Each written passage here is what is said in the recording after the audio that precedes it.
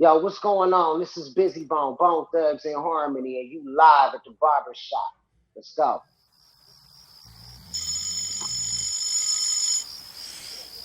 Wake up, wake up, wake up, let's wake up, wake up, get up, get up, get up, get up, get up, wake up, wake up, wake up, let's wake up, wake up, get up, get up, get up, get up, get up, wake up, wake up, wake up, let's wake up, wake up, get up, get up, get up, get up, wake up, wake up, wake up, let's wake up, wake up, get up. Oh yeah, We ever know, we ever know. yeah. We back, baby. It's live at the barbershop. Yo, Shavi, what up? Money Man was good, baby. How's everything going, man? Man, I'm chilling, baby. Yeah. How you holding up during this pandemic? I'm trying to do what it do, you know what I'm saying, and stay safe, B. Stay safe, man. Keep your 6 feet. I'm glad we got 6 feet right Yeah, here. yeah. We good, you know what I mean? We could Zoom interviews in now. Like, this is real safe, you know what I mean? Keeping social distance. Let's get it, man. You know, we got to learn how to just adapt now, you know? We kind of zooming something kind of crazy today. Crazy right now, man. Legendary. Legend. And Legendary still shit. is, like, crazy relevant. Yeah, absolutely. Son, this shit is bananas right now. You don't know how I feel, B. Me too. Over 40 million sold. Trust me, 40 million. 40 million. Some niggas can't get 40. This nigga sold over Some niggas 40 can't get million. 4. 4. You're talking about? Word. Yo, this is live at the barbershop, B. We got a special guest for y'all today. You already know what it is, man. Y'all sit back and enjoy it, you know what I'm saying? Because we going to do what it do. We going to sip on something.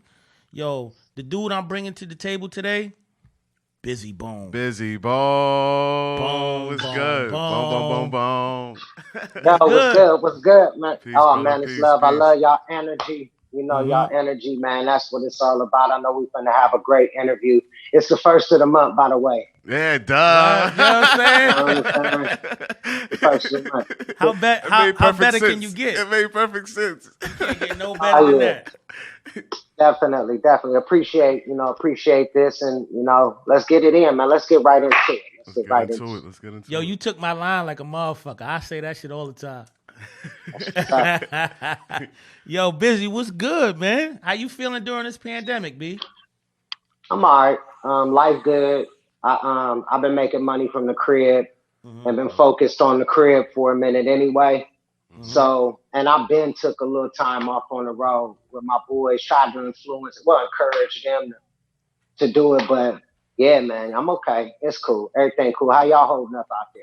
Great, Man. New York is a little crazy, but I heard about that. we living. You blessed, man, you know. All right. Word. We here to talk to you. Indeed. Yo, let's jump right into it, man. Yo, All right, let's get it. you got a crazy record, son. I probably listened to that joint like 15 times last night. The joint Enigma. Let's talk about definitely. Yeah, definitely. I wanted it. Definitely. I wanted it to be just one of them ones where I'm just going, not like real pattern, no real chorus, just lyrics, like, and just what I do best and what I was feeling and everything everybody wanted, what they expected. I wanted to hit them with the first one, Carbon Monoxide. I wanted to hit them with that and just be real hard, like on some battle rap shit, to cover the little bullshit that was going on with Lazy and the Migos and. You know what I'm saying? Just to chime in on that. And then I hit him with the other one where it was more in my grind. And then I did that.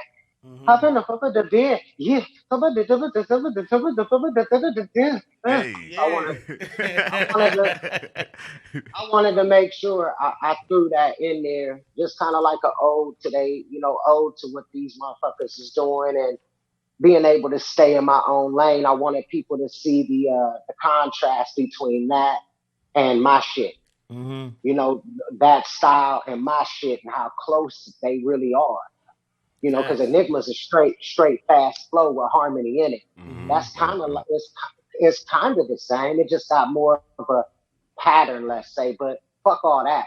But yeah, man. So yeah, that's where we, man, Enigma, man, that was the one where everybody was like, okay, B, this better be a record. And I had one for him too. So when you laid it, and MC to MC, like soon as like you're done, how did you feel about that record when you said, you know what, I'm done? I was like, yeah, this one gonna be crazy. That's a I fact. said, this one here gonna be real crazy, and I wanted to just touch on the subjects, but I knew that one was gonna be crazy. Yeah. You know what I mean? So I shot videos for I got 6 videos, I believe, for the record so far. Okay. So that definitely kind of like tells the story, but yeah, that one right there was serious. It was a serious record for me. When you dropping the video? I got 6 videos already on Jam TV. Fire. Alpha Mentality is almost at 1 million views. Mm-hmm. The other ones got real good numbers. So that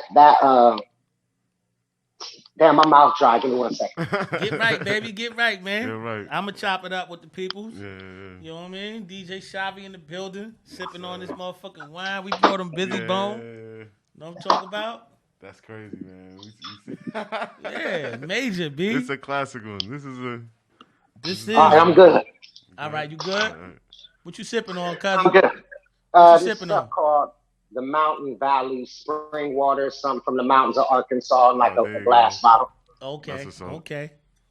But yeah, man. What was we talking about? That enigma. Oh yeah. So yeah, it was a serious one for me. I knew it was gonna touch people. I knew people was just gonna dig it, and I said, let's just be confident and continue doing what we're doing. So that was my mind state, you know. Yo, what's up with this the Nipsey joint? I probably listen to that like I'm a Nipsey dude, son. That fucking record is probably my favorite joint right now. That was crazy because what happened was I did like a tribute to Nip. We had the same manager, Steve Lobel. Mm-hmm. We was being managed at the same time. We did We Are the World Part 2 together. So I was sending an ode to him because it was like I had this song on the record called I Remember What Easy Said. And it was that sound, that Bone ThugsNHarmony sound, that big sound. And I said it was perfect because after he died, all music stopped. People forget, like shit stopped during the coronavirus, but shit stopped when Nipsey died. Like shit stopped. And the same thing with Kobe. Shit just stopped for a minute. Mm-hmm. You know what I mean? So anyway, I put that out. And it was really a song about Easy. But since Nipsey had passed, I wanted to give a tribute to him. But it could pertain to any of them because the shit I was on was some real shit. So yeah, definitely. That's one of them ones, one of them in-depth ones that I love that motherfucker. I think I could put an orchestra behind it and do it live for real. Yeah. Mm-hmm. Yo, I love that record, son. I don't got too many favorite joints, and that's one of my joints. Word, big ups on doing that one, dude. How did you feel when Nip passed away? Man, I knew it was some old hating shit. It's just like Tupac, man. Some old hating shit. You know what I mean? You sitting out there, you waiting outside of the MGM for him to come out just so he can snuff you. Yeah. You know what I'm saying? Like, that's some old hating shit. You walk up on him and you a known snitch in the hood, and you walking up on this nigga because you know he gonna say something to you. Mm-hmm. He got his niggas with him. Man, you know, you gotta be able to smell a demon a mile away. You know what I mean? And it don't always be motherfuckers walking around. It be what's inside these motherfuckers because they stupid and they dark and they dead as fuck inside. Mm-hmm. You feel what I'm saying? And that's a haven. That's a haven for motherfucking demons and bullshit like that. So that's what I felt about that shit. I just that's how I felt about it. You know what I'm saying? Yeah, that shit had me fucked up. I ain't gonna front because Pac is like, you know what I mean? I've been fucking with Pac since Digital Underground. So it's like Big, Jam, J. It's like it just keep happening, man. Yeah. Like it just fucking keep happening, man. And it be hating motherfuckers. That's exactly what it be. Niggas hating. God damn. Mm-hmm. God damn. Like you ain't got, you know what I mean, 2 quarters to rub together, so you like, come on, man, you gotta do better to get better. Man, that shit, it fucked me up. It took me for a loop, but I know that we gotta bounce back. You know, I know the shit like that happen in the world, and you gotta be strong because shit get real sad sometimes. Mom, your brother, your cousins, your uncles. So we've been there before. Like we've been the fuck there before. One day we'll be there, be there. You feel me? So, yeah. Yo, so let's jump into how you feel about when a dude saying, "Yo, it's just business." I mean, it just depends on how. Like, if it's a passion like music, then you a motherfucking lie. It's more than business to me. That's a fact. You know, it's a certain G code and a certain handshake factor and a certain 50-50. And effort put in versus payment received. So I'm not when it's about music, but I have learned that it really just is, because sometimes you can't get at a motherfucker. Or the people that's in business with you don't agree that you should get at this motherfucker like in a real way. You know what I'm saying? So it's a tricky thing, that statement, because I've only heard it in this business, in the music industry, and a couple other places too, but not cliche phrase. That, the gust of wind that come behind it. You feel me? Yeah. That'll turn a motherfucker like into a whole different animal right there. You be like, yo, it's just business. Like, come on, bro. I got kids. It depends on who that. Yeah, and it depends on who it come from, because I had to learn the hard way. You know what I'm saying? Even with my children, and dealing with some of my children's mothers, that shit was business to them. That shit was for a blockade of 18 years of that smash and grab mentality. Because I always mess with hood motherfuckers. You know what I'm saying? Because I ain't never want to get nothing bougie or no shit like that, because I ain't from there. So I would fuck with that element, broken homes and shit. You know what I'm saying? And but I learned it then. It became just business, and I had to watch where the fuck I laid my pipe at. You feel me? And what I did with myself, because it just started to be where motherfuckers was really just doing that to get a check. Yeah. You know what I'm saying? Like they, women know when they ovulating, man. You know what I'm saying? So that was a major lesson too, like in life. Like, you gotta be very careful on certain shit, because some people just coming in for the smash and grab, and it's just business for them. That's a fact. Hell yeah.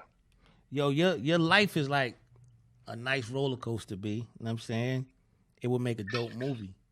So what's up with the movie for Bizzy Bone? Well, I started writing it. Yeah, I started writing it 2016.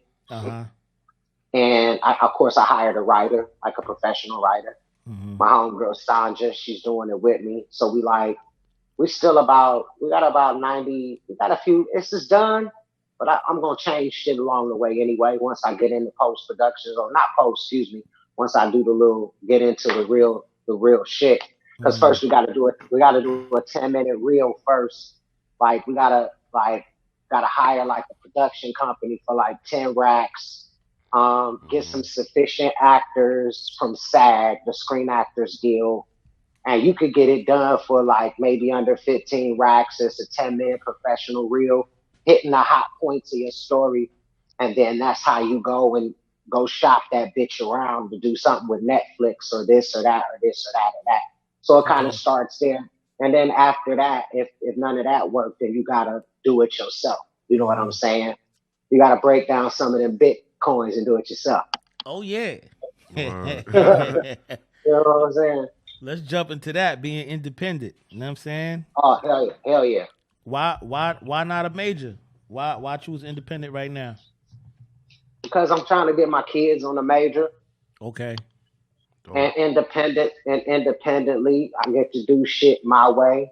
I want the numbers to get up there. I want to own a huge body of work, and own it all myself. Like, I got 13 solo records and 5 movies. under my belt. And then I got 10 records with Bone ThugsNHarmony. Okay. And, about, I don't know, 30, 40 soundtracks, what I'm saying? So I'm just trying to build that up. So wherever I go, it's really about my entirety coming with me. So I don't know if that's going to be in a major's pathway. That might just be, where the music industry goes for a guy like me. Like I might just have to do that all on my own. So that's where my vision is, where I see the world going and the future going. Okay. Like I see it going even further. I see record companies shutting completely the fuck down and people doing it all by their motherfucking self because it's too much fucking access. So I see that getting out the way. Everybody gonna have a podcast. Everybody gonna have, like, I just see this shit coming a mile away. I'm like, okay, gear up for the next 20 years, the next 5 years, the next 10 years. Think like that with your profession, because your shit gonna move, because music gonna move fastest. Everybody trying to get it. Especially our culture, the hip hop culture, man, like number one right now. You know what I'm saying? Mm-hmm. And it's all because of y'all putting in that footwork. You know what I mean? So That's shout out to the OGs. You know what I'm saying? Putting in that work. Shit, man. You know what I mean? You already know, man. The Rocksteady crew, man. Motherfuckers like, man, LL, like even before LL, man. This shit, man. It started on the corner, and this shit done grew to be the biggest shit out there ever. Exactly. You can't stop it. Niggas like Post Malone, he came in rapping and walked out doing rock and roll. You know what I'm saying? People are using this shit as a springboard to look cool to kids, and then reverting back to their roots, like Kid Rock. Kid Rock did the same shit. You know what I'm saying? And then revert. So hip hop is big as fuck, and it touches everybody. This shit weird. Yeah, y'all boys definitely made a mark. You know what I'm saying? Let's talk about that record being on the charts for 16 weeks, holding it down. Okay.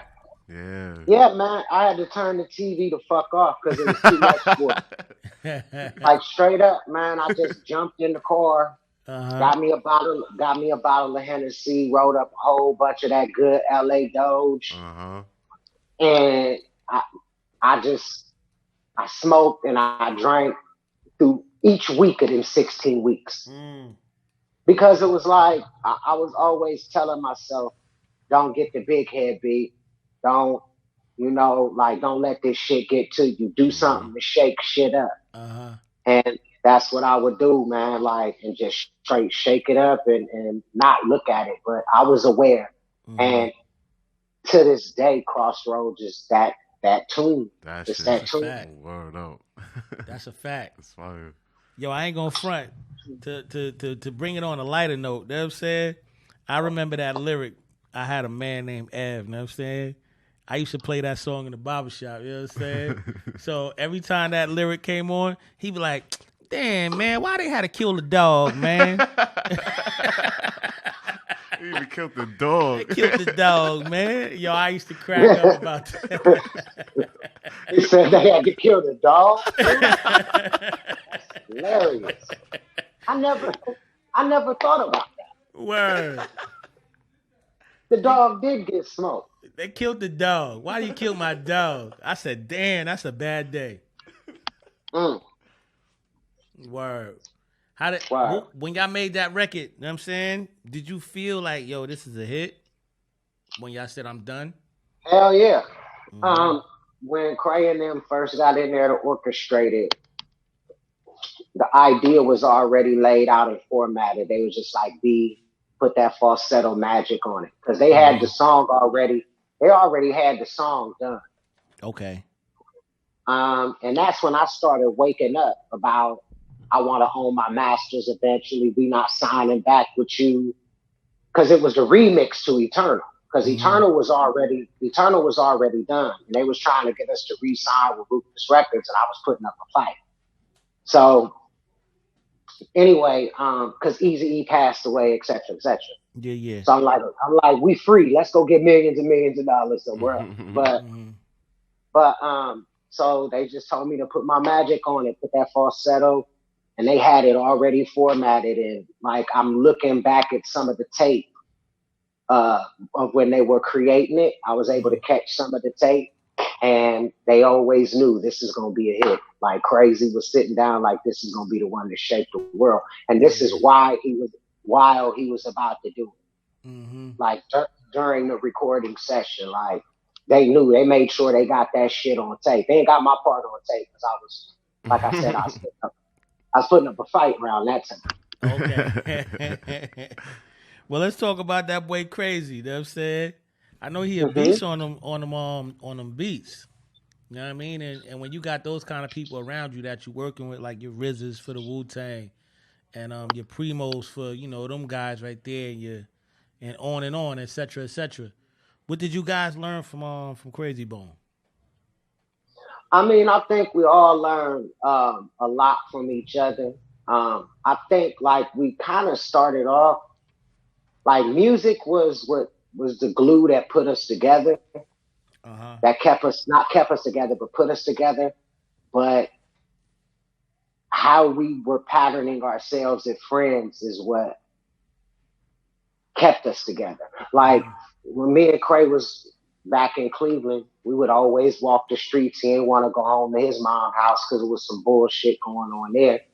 And I wasn't trying to leave him out there by himself. So that's the way that I kind of feel like how Crazy Bone impacted my life, like as a friend, just like a down motherfucker that, like just a down motherfucker, man. That's how it, but I don't know how he did Lele life. I don't know how Wishbone life. I know Wishbone shot Cray shot Wish. And I heard that. And I know that best of friends, right? Right, and I know that Lele and Cray, they best of friends too, and Flesh is always the bigger brother. So I think everybody got their own small story about they nigga. You know what I'm saying? That on their own, and you know he just recently got diagnosed with that sarcosis disease. Yeah, that same shit that took out Bernie Mac. So you know it's you know, I'm on that level with that nigga right about now because I'm watching. I'm making sure this motherfucker gonna be all right. You know what I'm saying? For real. I mean, you know, we got to put him up in prayers, man. Everybody do. I mean, he's doing pretty good. You know what I'm saying? But with this COVID shit, it attack your immune system. Yeah. You know, my nigga, man, for real. Shit crazy right now. Crazy. This a weird fucking time, B. You know what I'm saying? 2020. 2020, right? God damn, man. I'd have had more fun in 2019 if I knew this shit was gonna be like this. Right? That's a fact. I would have had a little more fun. God damn. Well, let's talk about that, man. You know what I'm saying? I know it's gotta be weird for a guy of your stature, because I know you doing shows like, you know what I'm saying? You moving around the world, you moving and shaking. How did this affect your business as far as being a performer? I mean, we had 90 shows this year, like a 90 city tour. And that's a pretty big tour. You know, that's at least a 4-month tour. You know, we was kicking it off for 420, 417. We had 3 shows till like 420, 421. Then we got some more shows in June. We got some more shows in July, and then August, September, October, November was where we really hit the pavement. But that was this year, so we didn't even get to go to the first goddamn one. You know, but we not mad or no shit like that. We okay. We eating. We're good. Okay. It's definitely affected. You know. Yeah, it's definitely fucked up some paper. Shit. Yo, I was on Jam TV. Let's talk about that a little bit. You know what I'm saying? I got a question that adds up to that, but Explain to all Cool. the live at the barbershop listeners what Jam TV is and where they can find that at. Yo, Jam TV is my YouTube family channel. It's centered and based around my wife, myself, my son, us as a family unit. Um, I've been cooking for a long time because I've always been like a dad. Like I was raising my kids from 16 Day one. until now. I had Yeah. my first child at 15. I got them out of a foster home at 16 and brought them down to Los Angeles to live with me while I was doing my recording. But that's another story. Yeah. Yeah, but what was we just talking about? But we was talking about pretty much Oh, Jam TV. the Jam TV. So yeah, that's what it's about, man. It's just about me being a dad and being in my lane, and it's every Thursday, it's every Saturday. I talk to people about the shit that happened with Biggie. That one's coming up. Just that whole session because so many people got the whole day misconstrued and what happened, and people say, "Hey, we want to hear about that. We want to hear about the studio session with you and Pop because it was just you there, just you and Pop." And Bone came in later, and what about the time he was in the Bahamas with Diddy, or this is how I do my vegan food, or mukbang, or how I met my lady, or just taking my son out to a fun day. So it's some up to date nowadays shit, and it's my way of being able to own my own reality show. That's fire. Yeah. So Dope. it just gives me that opportunity. It's paying off. You know what I mean? Like it's not a liability. It's time. It's effort, but it's paying off. Okay. Like you could see your money accumulating, the endorsements coming in, and the numbers going up. So it's a great platform, and I think I'm getting an early start on where things are going in the future. Because eventually everybody's gonna be doing this. Absolutely. Because shit is about to get real funky, and eventually everybody gonna be doing this. Like when you go live. I just started a cooking show with my daughter, man. So look out for that. You know what I'm saying? She's gonna drop soon. Yeah. like when you go, when you go live on Instagram, you break all them records, you don't get paper. But when you go live on YouTube and got your channel and it's being monetized, you get money for that. Absolutely. You get paid for that shit. So it's just one of those ways to open up a revenue stream for yourself too and get your art and your craft out to motherfuckers. Yeah, hell yeah. I see. He said I got that new show popping up where he just opened up a show with his daughter, a cooking show. What is it called, bro? Ava's Sweets and Treats. You know what I'm saying? We're shooting videos now, so look out for it. You know what I'm saying? It's gonna be on YouTube soon. You know what I mean? So yeah, there you go. There you go. That's super dope. Cause I told you off camera the way that Jam connected me. You know what I'm saying? Everybody don't know my name start out with those letters. So my older brother Dwayne, shout out to him. You know what I'm saying? Dwayne, what up? He used to always call me Jam. So I saw the Jam TV. I was like, man, let me watch this, man. I was like, oh, that's busy, son. I was like, yo, that's my boy right there. It's fire. I immediately hit subscribe. Yeah, man, it's definitely, I thought it was a real good, catchy name. And that's what we call our son lovingly. You know, we adore our new baby, Jesse Anthony. He's like a second lease on life. And every Thursday and Saturday, man, they can, check out a new episode. And, I'm walking them through. And I got married. They can know what's going on in my life and what I'm doing. You won't see it in the source. You won't see it in the vibe. You might not see it in these magazines, but you'll see what I'm doing, So it helps me control my output of media, of the brand that I'm projecting, Dope. Yeah. That's official. Yeah, because I'm representing Bone ThugsNHarmony and whatever I do, and that's a brand. People got to understand Bone ThugsNHarmony is not a person. You know what I'm saying? It's a brand that we created.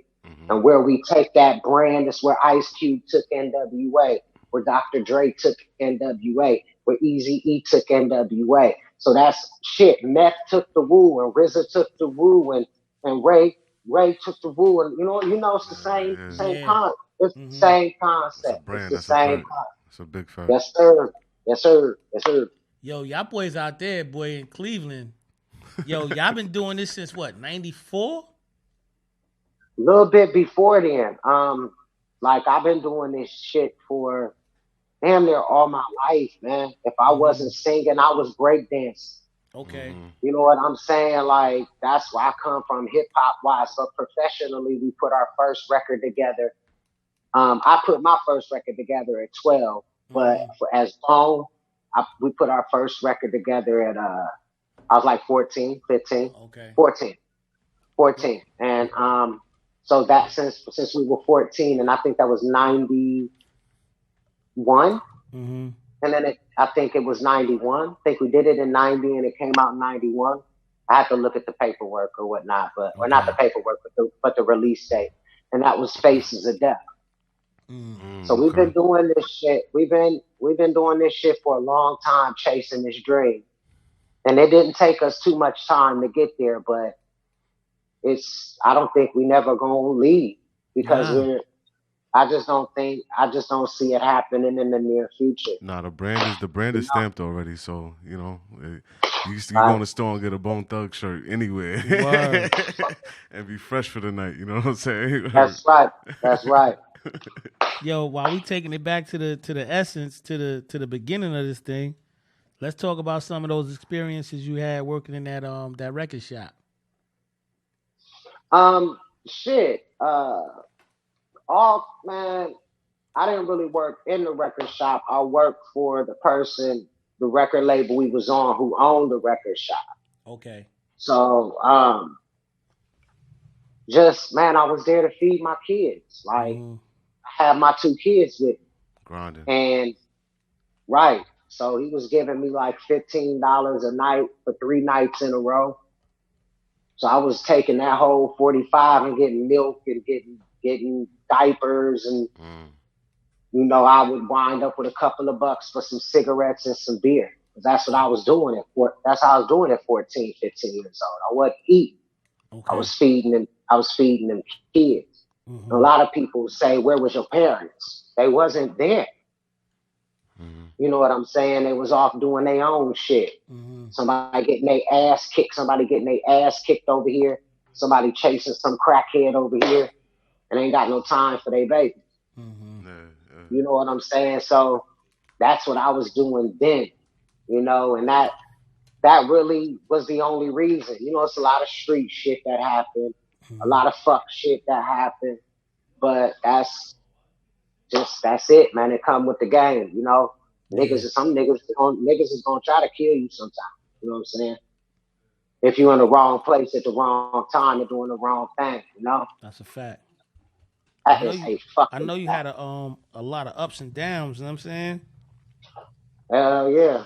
That kind of touched me when you said that your pops had kidnapped you. I was like, wow. Yeah, man.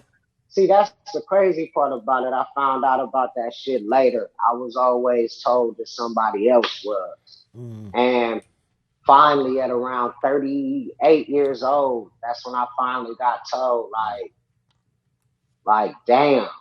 You know what I'm saying? So it just changed everything. You know what I'm saying? It changed everything. That's what the movie is about that I wrote. It's a more in-depth vision on it. And like, it's a really, really good fucking movie, man. Like, it really is, man. It starts off with that. And of course, my time in with Bone ThugsNHarmony is definitely there. Yeah. But it's a whole movie. It's a real movie in a real way. You know what I'm saying? Like, and it's real. You know what I mean? So, and it's a good one too. Like, that's why I wanted to get it written professionally. Like, I'm sending it out to a couple of people in the industry that I know to play a few parts. I want this one person to play my mom, another person to play Brian Gumble, another person to play John Walsh, another person to play Adam Walsh, because that whole thing was going on too during that whole situation. And that's why it seemed so big the way that it seemed, because it was big because his son, he was looking for his son, and he was using that platform to look for other missing kids. So however they find you, you're going to fall up under the context of what happened to his son. That's a fact. Anyway, that's just the energy and just the vibe, but you gotta spoon feed that reality to motherfuckers so they get it later on. They ain't ready for that. You know what I'm saying? But yeah, man, definitely this like night this that's in my movie, man. That's in my movie for sure, for sure. Yo, you know what's crazy? I was doing my ones and twos to you know what I'm saying? So the Maury show had popped up.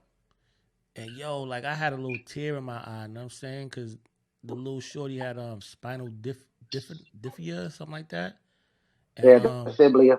yeah, and you came out and man, you made her day with that song, B. Like, yo, that put you in a different bracket with me, B. Let's talk about that. We still in contact. Like every time, well, not now, but she come to the concerts. And she's always supported. She's grown up now. You know, she's getting around. She's always VIP. She stay on the West Coast, like in the California, LA area. She always there, VIP backstage. She never misses a show. So it was. I made a friend. You know, I made a couple of friends in that Make-A-Wish Foundation program. Okay. That I still talk to this day. That's a very, very good program. Now, the way that the program works is if they still got a number on you and they still got your contact, anybody that says they want to meet you before they die or that's their wish, if they got an ailment or something of that nature, like special people, they do things for special people. You know what I'm saying? In society, mostly kids. So then they'll give you a call and make sure your schedule permits. And, you know, so that's kind of like how it happened. And that was a breakdown. And I was signed up for that. I was signed up for that since Heaven's Movie. Yeah, that was official. I was like, wow, Yeah. I ain't gonna front like that. That made me feel like a little the end of the movie when, you know, why they killed my dog. I was like, oh shit, this guy is official.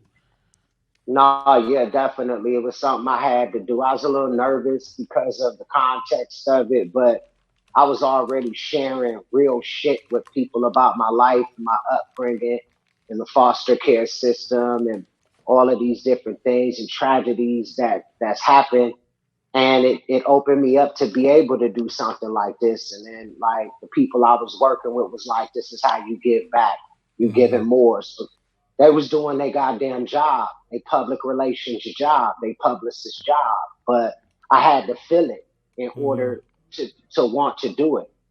Okay. So that's how I came to be. I've always had pretty good people around me until they, you know, stopped being pretty good people. All right. Yo, you been through the ups and downs, you know what I'm saying? From bringing, you come from Cleveland, you know what I'm saying? Right. So, you know, hip hop is hip hop. So you know how New Yorkers think. How did you guys feel when y'all got all that love in New York? We really started getting love after the Biggie shit. Like we really wasn't getting too much love on the East Coast up until the Biggie shit. Okay. And once they heard that shit, it was that from shit that. Was that was in armed and dangerous. Ain't too many can bang with us. Yo, that got me through football camp, man. That was 97.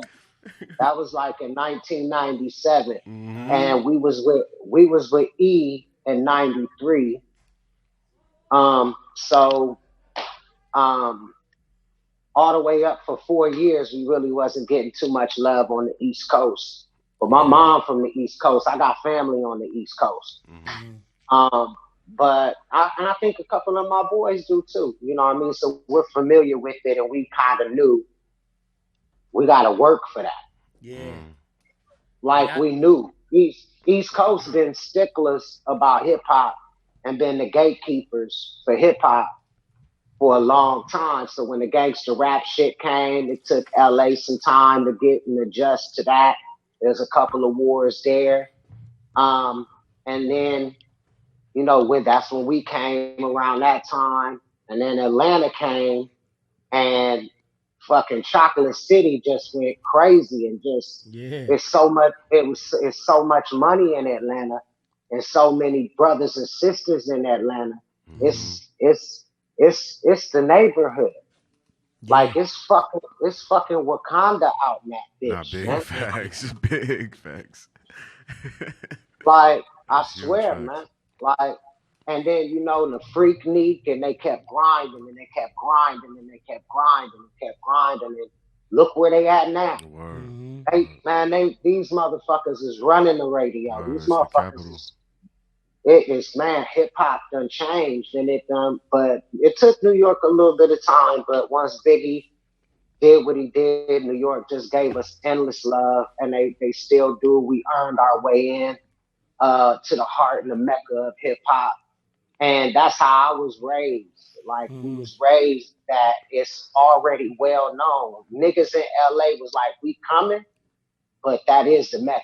So Okay. everybody, yeah. So that it's just Atlanta is just a whole new monster right now. Yeah, right Mm-hmm. now, psh, Atlanta is a monster right movies, now. music, everything, man. Atlanta got it right now. Jesus, That's a fact. and it's the hood.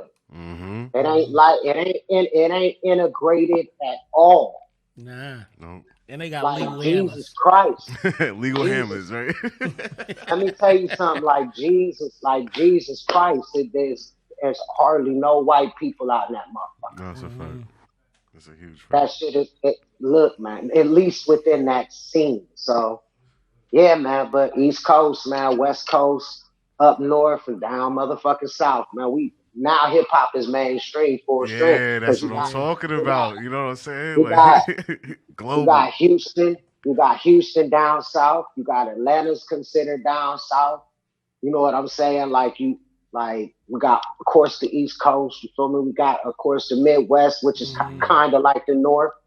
And shit, got the West Coast, man. It's the evolution of motherfucking hip hop, for lack Word. of better motherfucking phrase. Yep, yep. Facts. It's in a good place right now too. So you Hmm. know, Yeah, I ain't gonna Right hold on. you. Fucking Tupac, that's one of my top 5 dead or alive of all word. times. You know what I'm saying? So Yeah, y'all I'm Biggie. I'm Biggie Pop. don't take the question. Hold on, DOC. hold on, Stretch. hold on, busy though. It's that question is gonna come later. B, chill. Yo, so Tupac, you know what I'm saying? That's my dude. Y'all did a record with Tupac, B. What was that experience like when y'all work with Pop, my guy? I mean, we was meeting each other, and we was always in traffic and talking about it. I was able to secure the deal, Mm-hmm. broker the deal. He passed away, and then it was a problem in putting it out.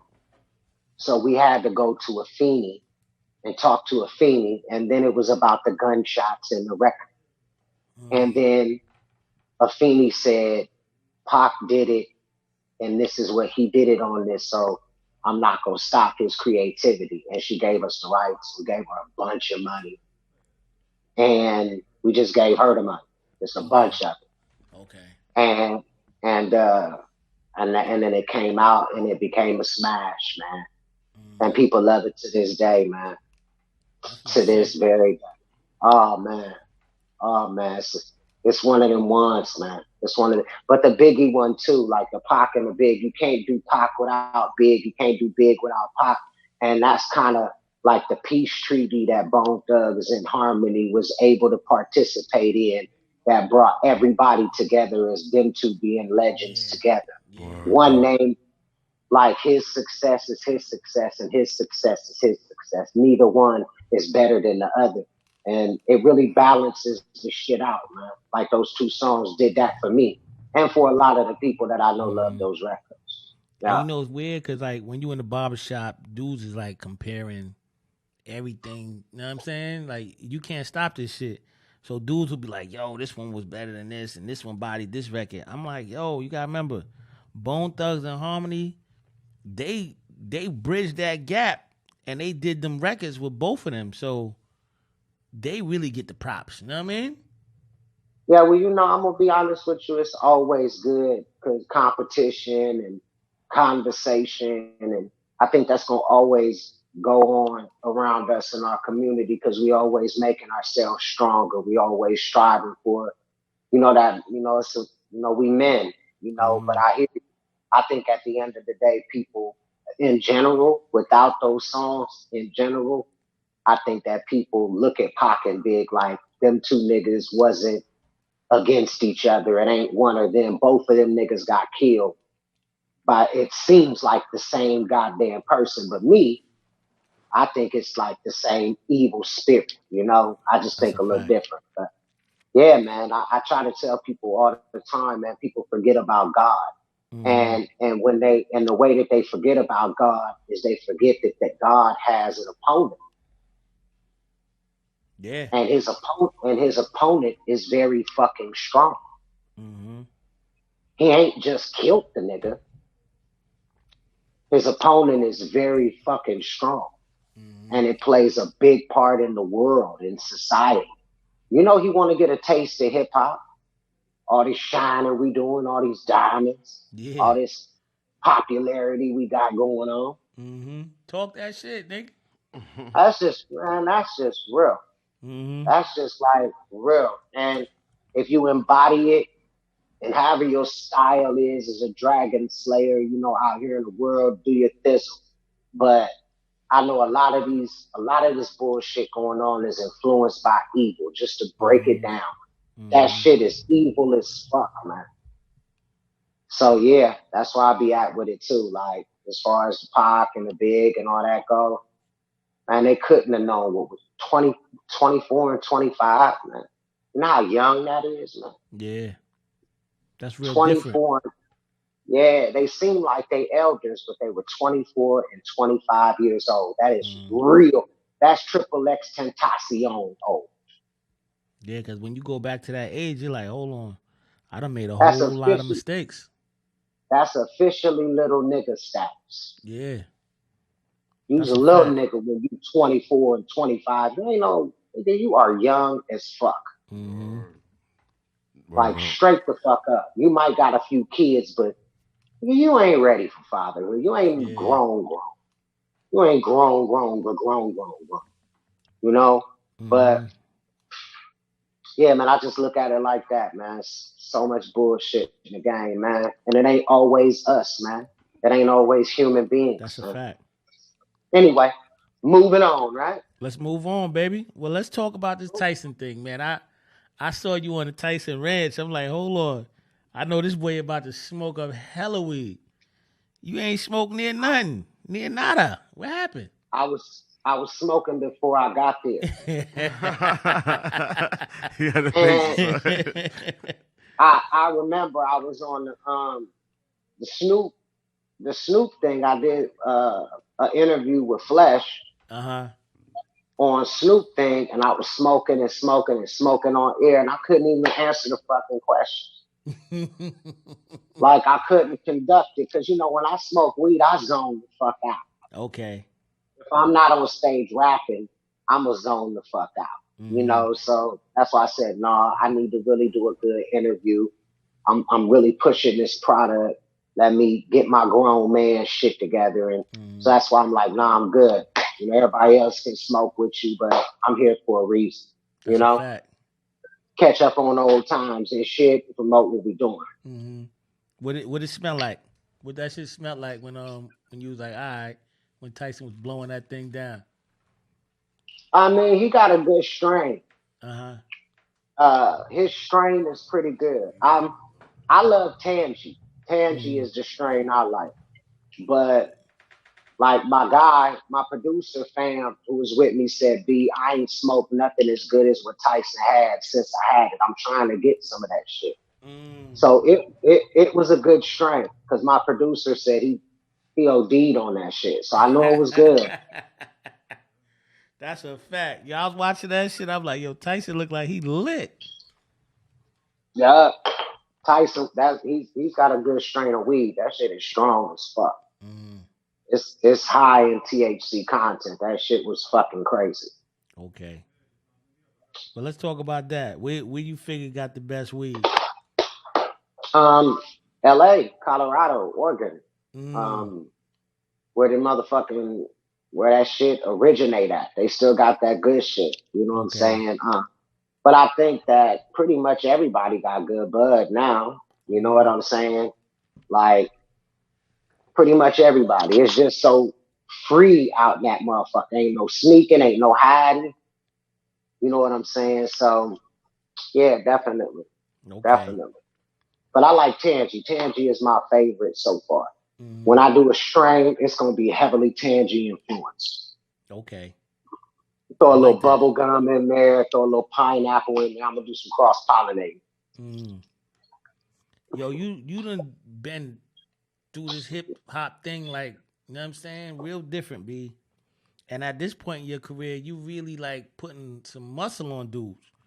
I heard you coming at them battle rappers. I was like, yo, is busy gonna get busy on this battle rap stage? Is we gonna Well, see I that? love them. Like I love them niggas. Like Young Ill, that's my nigga. We Uh-huh. close. My homeboy Steve Lobel, he manages to serve. Uh, I holler at Verb every now and again. Mm-hmm. So I fuck with Conceited. That's my nigga too. I love what Loaded Lux be doing, but as far as me, I don't know if stepping in their lane. Got you. My bad, You my good. bad. I don't know if stepping in their lane is good for the Mm-hmm. culture. You know, like I'm not trying to take no food off nobody's plate, but I'm not gonna be walking in for no couple of G's. Mm-hmm. You know what I'm saying? Either. So I don't know. It doesn't seem probable in the near future Mm-hmm. to me. It just don't seem like it's probable because I just don't see the opportunity. I mean, I know Cassidy got like 250,000, and if they come at me and they say some shit like that, I'm gonna go kill somebody Mm. because I feel like that's worth it. You know what Uh-huh. I'm saying? But I'm not just gonna go in there for some bullshit just to want to be a part of a culture that I'm already a part of. You know? I like that. That was like the best answer you could ever give, B. You know what I'm saying? Because like when you were elder in the game, it's like when you walk into the barbecue and all the little shorties is like, who's that? Who's that? Who's that? Who's that? You don't need to be like, you know what I'm saying? Let's go and, Right. and, and leave with all the shorties. Just let them admire from a distance. I like how you did that, B. You did that with swagger and grace. Thank you. Mm-hmm. Yo, we got DJ Shavi in the building. Yes, sir. Yes, sir. You know what I'm saying? I don't know if you was up on the battles. Did you see the Teddy Riley I, joint? Did I see it? Yeah. No, I didn't get to see it. I just heard about it. Okay. Um, yeah, I didn't get to check it out. I've been really spending a lot of time with my son. okay. Been Okay. really, spending a lot of time writing. But I heard about it, and I'm fully aware of the impact. You know what I'm Mm-hmm. saying that it's making. I just, I just look at it like with them breaking the internet, why wouldn't they go on YouTube, do the same thing, and get paid off the And shit? generate Because money. YouTube, you can go live as well. Mm-hmm. So I just don't understand why they didn't do that. Like, but that ain't my goddamn business, huh? So, just leave it alone. Yeah. right, because if I'm battling somebody, I'm going live on YouTube for my joint, and you gonna go live on YouTube with your joint. mm-hmm. And who fuck with you, fuck with you, fuck with me, fuck with me. You know what I'm saying? And All right. All right. do it that where it's monetized, you can make some money. So, but that's just my feeling about it. And, Mm. hey, I heard there's a little room out there that you Bone Thugs and what was it 3-6? Y'all about to do a little battle. I don't know. I heard something yeah, surfacing on the internet right now. that's some crazy Bone and DJ Paul shit going on. Okay. Um, They bugging and out. them niggas was gonna start a group together with Be Real and Chuck D. So them niggas is uh, friends. okay. Mm-hmm. Okay. So I don't know what they doing. You know what I'm saying? I don't know what they doing. Just leave it Um, alone, right? I'm just seeing how it turned out. Of course, I'm Team Bone, and Crazy is allowed to play our hits Mm-hmm. against anybody's hits. You Mm, know, if somebody coming at him, nigga, go ahead. Let's get it. You know what I'm saying? Like, go do your shit. You know what I mean? We got your back to the fullest, but it don't seem like that because him and this nigga is niggas. Yeah. But it's friendly battles. It's not like it's really everyone's a winner at the end. You know, so you know. I'm just saying. Babyface, and what was Jermaine Dupri? Teddy Riley. No, it was Babyface and Teddy Riley. Yeah. They cool, but them niggas ain't niggas like that. Yeah, exactly. You could tell. You could tell during the video. Like it was a little something going on between them. Cordial. Yeah. But I don't feel that vibe with Cray and DJ Paul because them niggas is niggas. Yeah. Okay. Yeah, this weekend they said Jill Scott and Erykah Badu. The 9th? Okay, the 9th. And they friends. So that might pave the way, you know, that might pave the way and give that other, you know, the what DJ Paul and Cray doing, get out a little bit more hype. Because I think it's what fucking works. And the process of hip hop right now is sporadic. So if you make it okay and you pave the way, because that Erykah Badu and Jill Scott, now that's gonna be because they friends. Yeah. You know what I'm saying? Like they friends. That's light your incense up and get crazy. Yeah. that just might be the path. So man, hip hop don't stop changing, man. All the time. All the time. If Bizzy Bone could pull out his stamp, who you got? Jill Scott or Erykah Badu? I don't know. I like both of them. Smart answer. I like that. Because it depends on what song Jill Scott play and then Erykah Badu play, because it's like song for song from what I'm hearing. Yeah. You know what I'm saying? This song compared to this song, and then they say, okay, the whole body of songs. So it's you know how battle rap the crowd judges. Yeah, exactly. With this shit, the IG motherfuckers judge, social media judges. So I want to hear that shit first. I don't want to pick nobody. Yeah. But I know as far as Bone and 3-6 go, Bone. Yeah, you gotta go with Bone, right? Bone. For the love of money. Yo, you know what's crazy is that you been around the world and and you got bars, baby. You know what I'm saying? Right. Tell these people how ill it is for your whole swag that you started comes right back. Man, I always looked at like artists that died too soon and how they still be into the industry. And that's what I feel like. Like I always said, if I don't pass away or no shit like that, I see myself continuously loving and being about music. I'll always do music. So, and I think with me doing that, it just keeps my sword sharp. It keeps my skills right. And I think that, like hard work pays off. Like at the end of the day, like you can tell who been writing music and who ain't been. You can tell who been writing shit and lyrics and coming up with new styles and who ain't as time passes. So you can tell, you know what I'm saying? So that's how I look at it. Like that hard work been paying off because I got a real good sound with carbon monoxide. Really do. Yo, you got your pen game up, son. Like your pen is a little different. Your shit is like a sword. Yes, sir. I keep it, man. I keep writing. I keep working. I keep reading books and shit. I tell everybody, read a book called Midnight by Sister Soldier. It's three different. It's part 1, part 2, part 3. Like that book changed my perspective on a lot of shit. Okay. Like it brought me into another world. So reading is just what it's about. I'm finna get into the new Gucci Man book.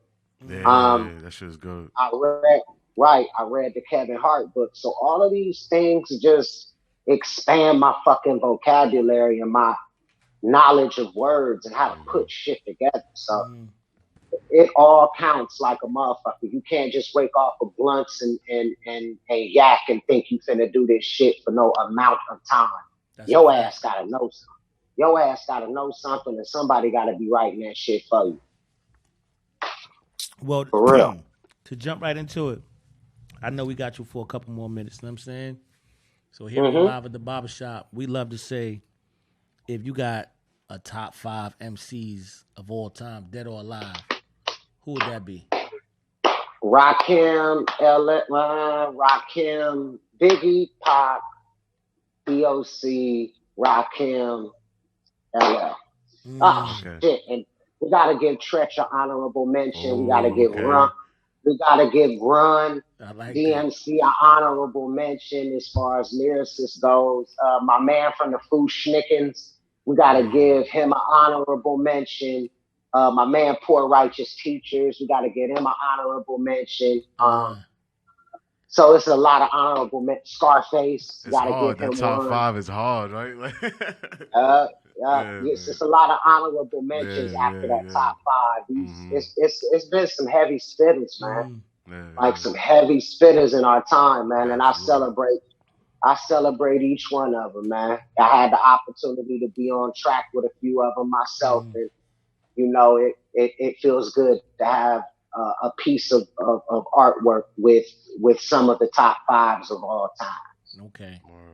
Well, over here on Live at the Barbershop, we love to say, if you build a tight foundation, your roof won't collapse. We brought y'all Bizzy Bone, baby. Yo, Bone, Bizzy, man. Thank you for your time, bro. No, I appreciate it, man. I got my son in the other room. So, yeah, I appreciate you guys working with me while I'm doing that. And hopefully I wasn't too late checking in and the technical difficulties. But thank you guys very much. Tell everybody, watch Jam TV. Check out my social sites and all the Bone ThugsNHarmony members. Bone Thugs, Bizzy Bone. We out. Peace, bro. Peace. Be safe. Bang. Okay.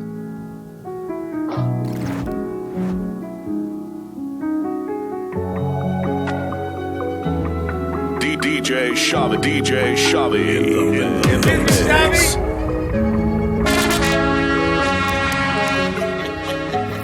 Rock with me, DJ Shavi. You already know social media else was good. We live at the barbershop. Bizzy Bone, salute. OG.